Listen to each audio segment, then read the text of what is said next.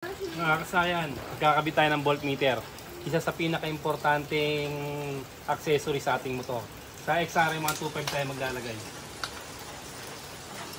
Dahil ito, nagka-problema to ng lowbat problem. Kung meron tayo nito, ma-trace kagad natin kung lowbat siya, hindi siya nagcha-charge, o overcharge siya. Ito lang gagawin natin kasayan ha. Lagyan nyo muna siya ng, ng stick glue para hindi pasukin ng tubig. Ito kasi humiwalay kaya nilagyan na rin namin yung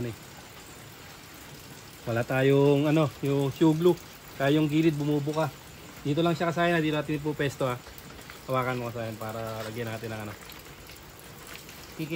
P-cable tie lang natin.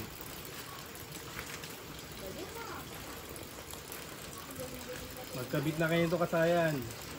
Lagi ko yung kahit na magkabit ito kasi napaka-importante sa ating motor. Maiwasan natin yung pagkalobat, pagka-overcharge, pagputok ng battery, pagputok ng mga ilaw. Maiiwasan natin kasi mamomonitor natin. Hindi lang ito pamporma. Kala kasi na iba pamporma lang ito eh. Ito malaking pakinabang sa motor. Alam na kagad natin kung maglolobat ang ating motor o hindi. Dalawa lang, okay na yan. Pwede yung tatluin kung gusto nyo yung cable tie. Pag bumili naman kayo ng ganito, may kasama na siyang cable tie. Diretso mo para gitna natin.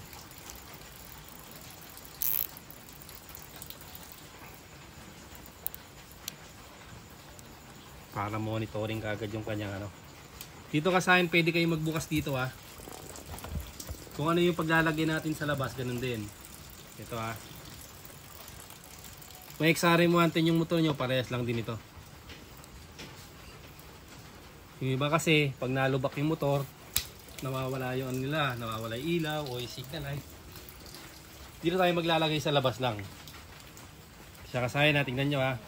Kasi dito sa ating dito sa ating brake light, meron dyan accessory wire. Ito siya, aalisin lang natin to.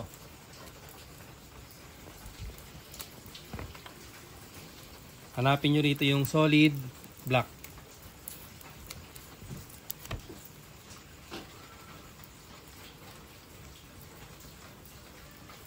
Ito kasayan yung isa green na may lining na yellow. Brake light switch. Yung isa naman ay solid black. Solid black yung gagamitin natin dito. Dito natin itatap yung isang wire ng MD ng voltmeter.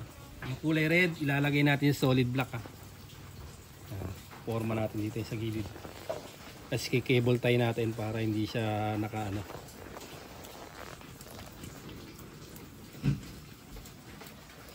Next RM110 nakalabas yung yung wire. Mas madali kumuha ng negative. Ito tingnan nyo ha.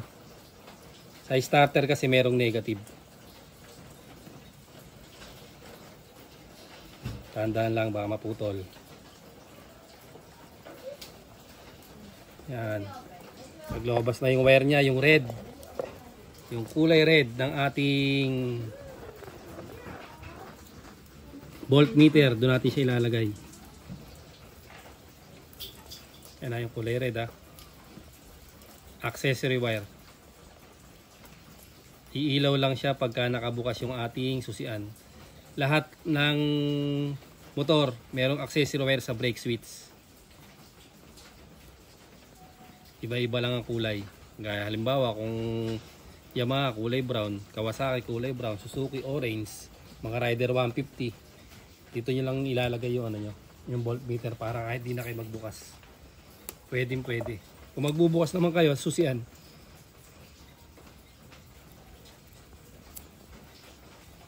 Excuse, sa susian makikita nyo na kagad yung mga kulay na hinahanap nyo. Nandun kagad yung ating accessories.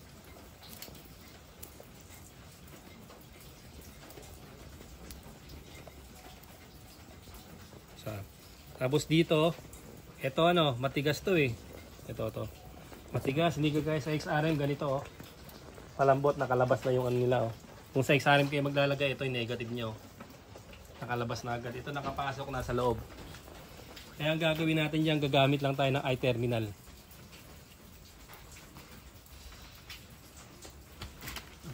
Ito yung ating i-terminal. Laglag. Gamit tayo dito ng i-terminal para sa ating body ground. Kulay red. Hindi yung kulay red natin na pang ano. Lagyan tayo ng kulay red. Ito, gagamit lang tayo itong i-terminal ha. Para yung ground, solid na solid. Ito, pwede rin tayo kumuha rito. Kasi yung MDL nito, ito yung ground no. Pwede rin tayo dyan. Kaya lang malalayo na tayo. Kaya din tayo kumukuha. Ito, di tayo kukuha mo.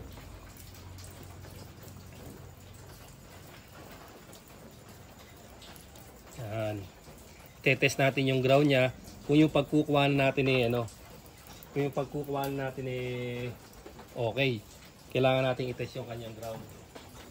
Hindi ko i-test right natin.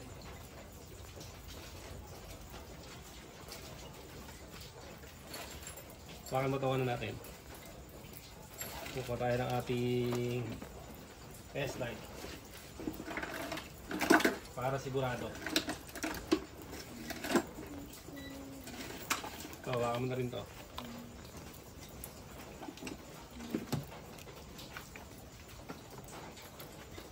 Ito. Talagay natin sa ano ha. Talagay natin sa positive.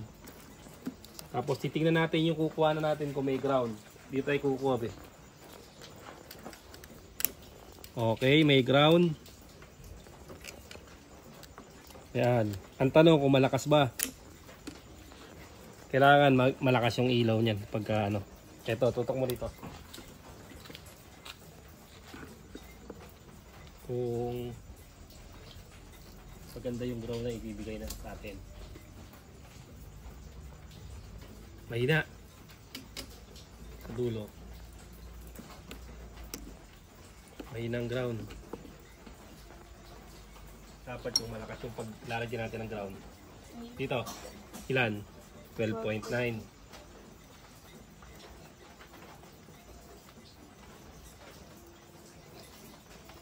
Hop, mahina dun. Dito ha. Ito yung accessory wire. Papakita na rin natin. Gagana lang siya pag nakabukas yung susian. Dapat iilaw yung accessory wire, yung kinabitan natin ng ano. Ayun siya.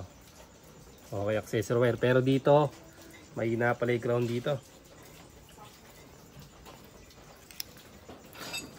Taas.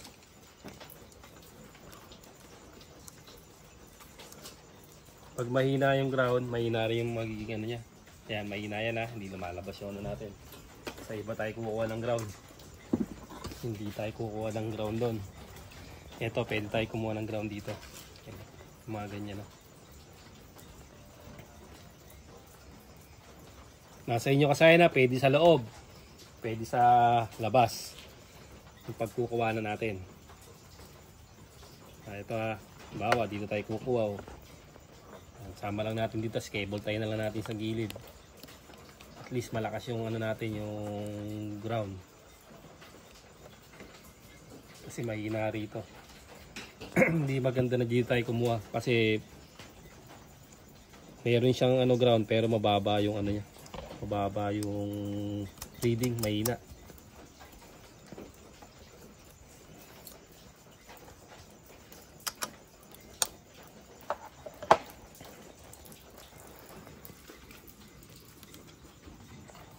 Isa natin.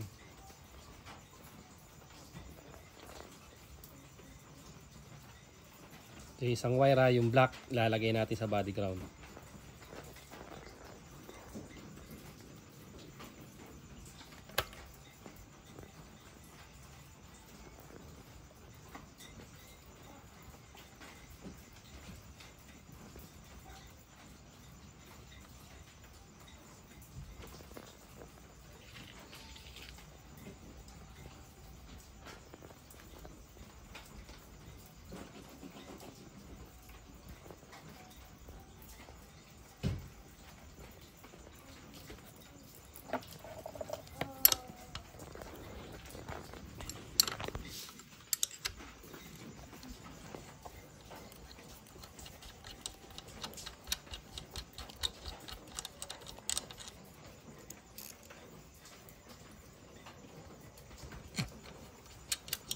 Tapos titapan lang natin ito para kulay black lang din siya.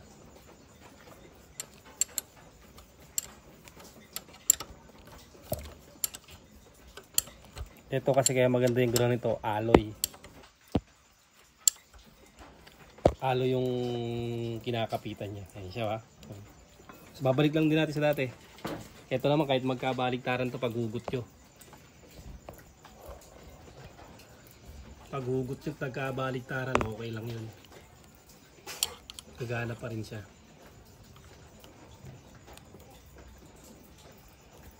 Then brake switch. Yan. Tape pa lang namin yan para mabilis lang tayo.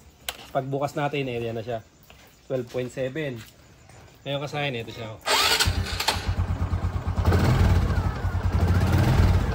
Nalaman nyo kagad kung nagcha-charge. Kung malolobat ba yung motor nyo, madali nyo siyang malalaman.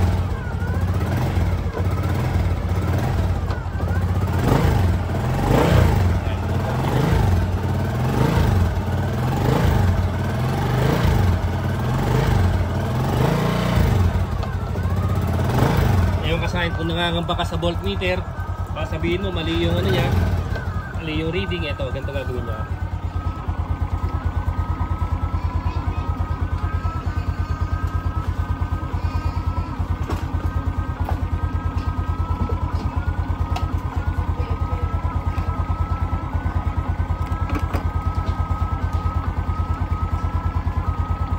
Check tayo ng reading.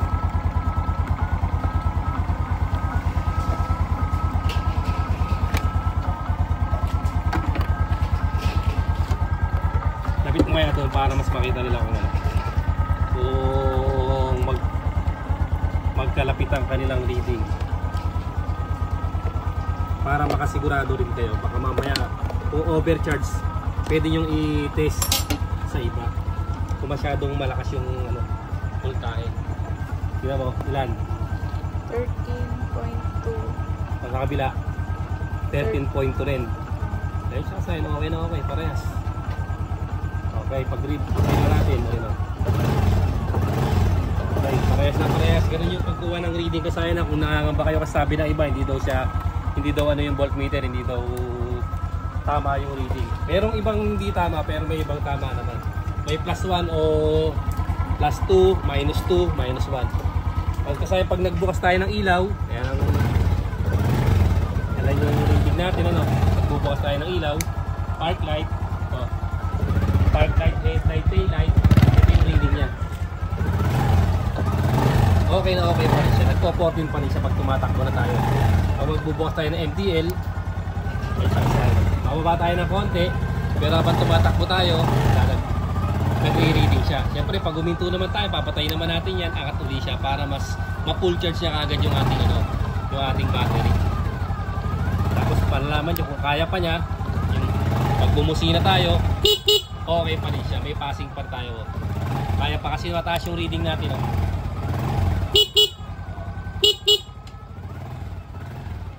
Ganun lang kasaya na yung pagkakabit ng voltmeter. Magkabit na kayo nito kasi napaka-importante nito. Hindi lang to pang-forma, hindi lang siya maganda tingnan sa motor. Kundi na re-reading niya siya yung kung nagcha-charge, mahina mag-charge, overcharge, kung napuputok kayo ng battery, malalaman nyo na agad dito. Hanggang dito lang mga kasayan. Salamat sa panonood.